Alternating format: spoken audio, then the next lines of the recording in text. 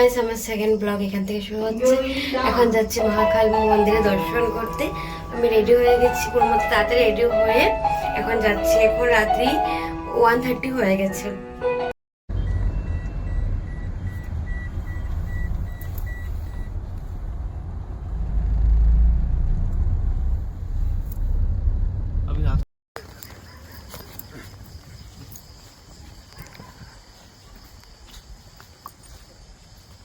So আমরা মহাকালে সব লিখে এখন মন্দিরের ভিতরে এসে গেছি।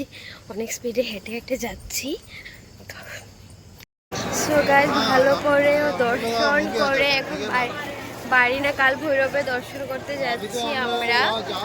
আর মানে বলতে পারবো না কি কিরকম ফিল হয়েছে, তোমাদেরকে রুমে গিয়ে ভালো করে ডেসক্রাইব করছি। আমরা কাল ভৈরবে দর্শন করিনি, কিরকম দেখাতে পারিনি, মোবাইলটা আমাদের এখানে লকারে ছিল। এই দেখো কি লম্বা লাইন, দর্শনের লাইন। এখানে সবাই এখন ভস্ম আরতি দেখে বেরিয়ে পড়ছে। আর এটা হচ্ছে দর্শনের লাইন। দেখো গাছ, এখানে একটা হনুমানজি স্ট্যাচু আছে। এদের এখানে নরসিংহ বাবার স্ট্যাচু আছে। এই যে মহাকালের এখান থেকে দেখা যাচ্ছে, দেখো সবাই।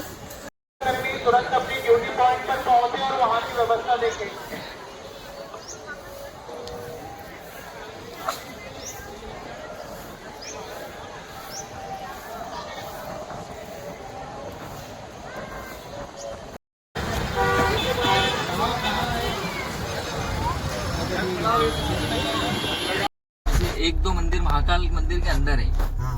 एक दो मंदिर अपन काल भैरव जा रहे हैं ना वहाँ पे। एक दो मंदिर हमारे घर के पास में, ऐसे पूरे उज्जैन में एक एक दो मंदिर है। ये कैसे बने ये, जैसे मार्कंडेश्वर महादेव, मैं आपको बताता हूँ। 84 महादेव में एक महादेव की कहानी सुनाता हूँ, आपको समझ में आ जाएगी 84 महादेव कैसे बने। जैसे তখন আমরা এসেছি কি বলে কাল ভৈরবে দর্শন করতে। তো ওরা টিকিট কাটতে গেছে। এই যে ছেলে সবাই টায়ার্ড, কালকে একটা জার্নি, তারপর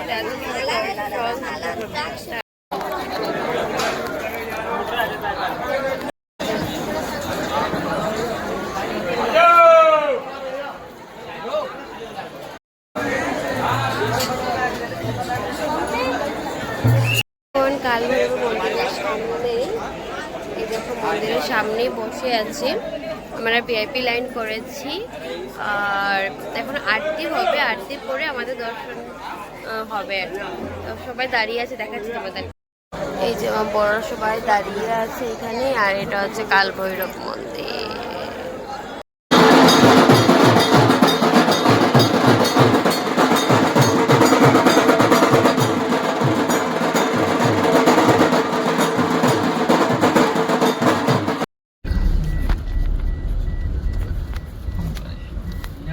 भगवान भोलेनाथ ने क्या बताया, ब्रह्मा विष्णु महेश। আমরা যে হোটেলে ছিলাম সেই হোটেলের রেস্টুরেন্টটা ভালো না, তাই আমরা বাইরে একটা রেস্টুরেন্টে এসেছি। এই দেখো এখানে আমাদের মর্নিং চলছে, আমাদের ব্রেকফাস্ট।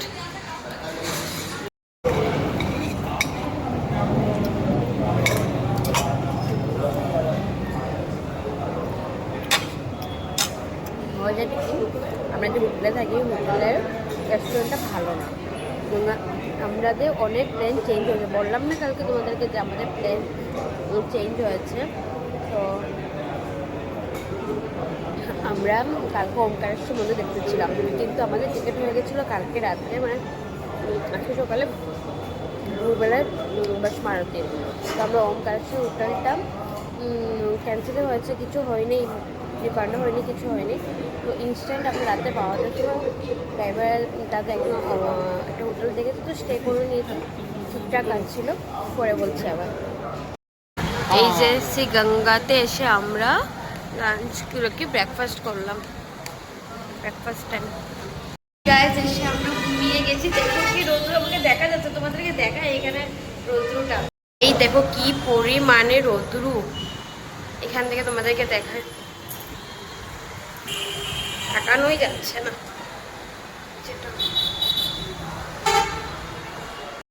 সো তো এত মতো খুব রেডি হয়ে গেছে, বেশি রেডি হয়নি কেন কি পারছি না, যেটা সত্যি কথা।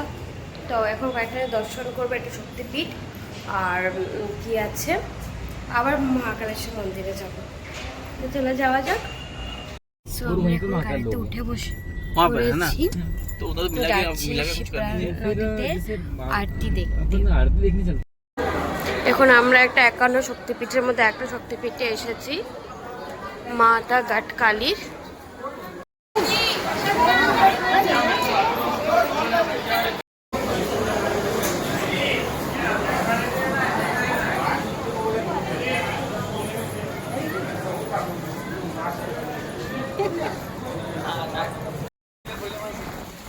এই দেখো আমরা এখন এসেছি রাজা হরিশ্চন্দ্র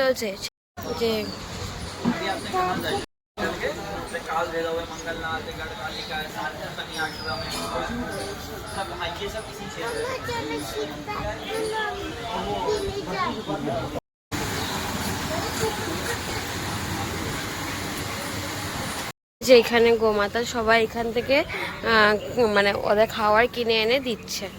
তা আমি দিয়েছি, খাচ্ছেন, আর খুব ভালো লাগছে। এখানে গোমাতা আছে, অনেক ভালো লাগছে। পিতৃদোষ সেসব চায়, তো আমার হাজবেন্ড দিয়েছে। এখন এসেছি শিপ্রা নদীতে আরতি দেখতে। এখন সবাই যাচ্ছে দলে দলে, আমরাও যাচ্ছি। অনেকরা স্নান করছে।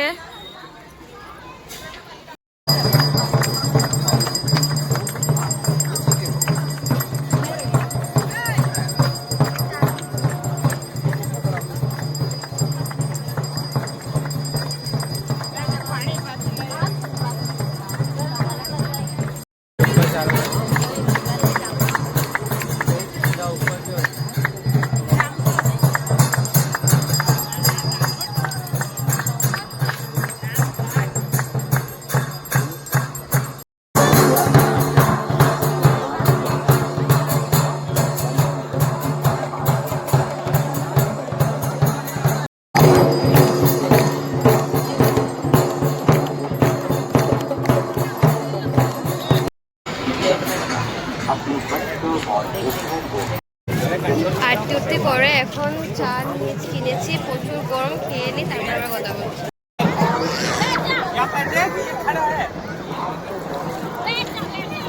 সত্যি অনেক ভালো লাগে। আমি বসে আছি গঙ্গার কিনারে, গঙ্গা নদীর কিনারে, আর বসে উপভোগ করছি। বলে বোঝাতে পারবো না কি ভালো লাগছে আজকে। বলতে গেলে 12টা থেকে লাইফটা টোটালি। তোমরা যারা উজ্জ্বল এসেছো প্লিজ আমাকে বলবে তোমাদের কি আমার মতো এরকম ফিলিং হচ্ছে কি। সোডা খেতে এসেছি, যেটা সবচেয়ে ফেভারিট এখানে, সোডা, কিন্তু সোডা।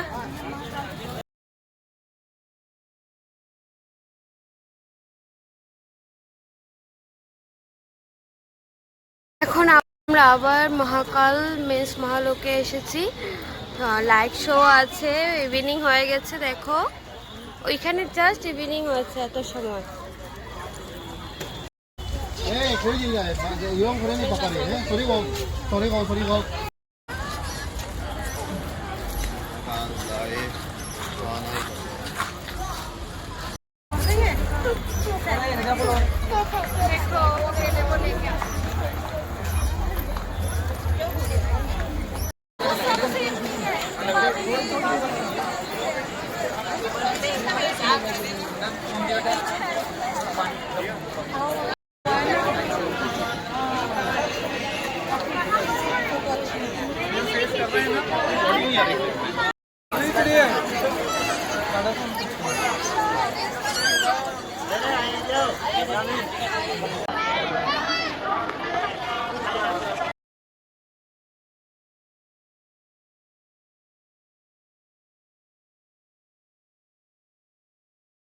আমরা এখানে একটা রেস্টুরেন্টে খেতে এসেছি, রাজকুমার।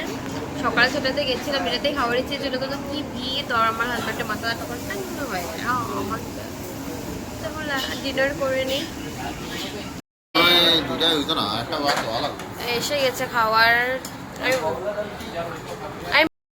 আমাদের ডিনার হয়ে গেছে। এখন আমরা বাড়িতে যাচ্ছি। ব্লগটা এখানে অবধি। যদি ব্লগটা যদি ভালো লাগে তো প্লিজ লাইক কমেন্ট আর শেয়ার করতে ভুলো না। Bye bye. এই যে রেস্টুরেন্টটা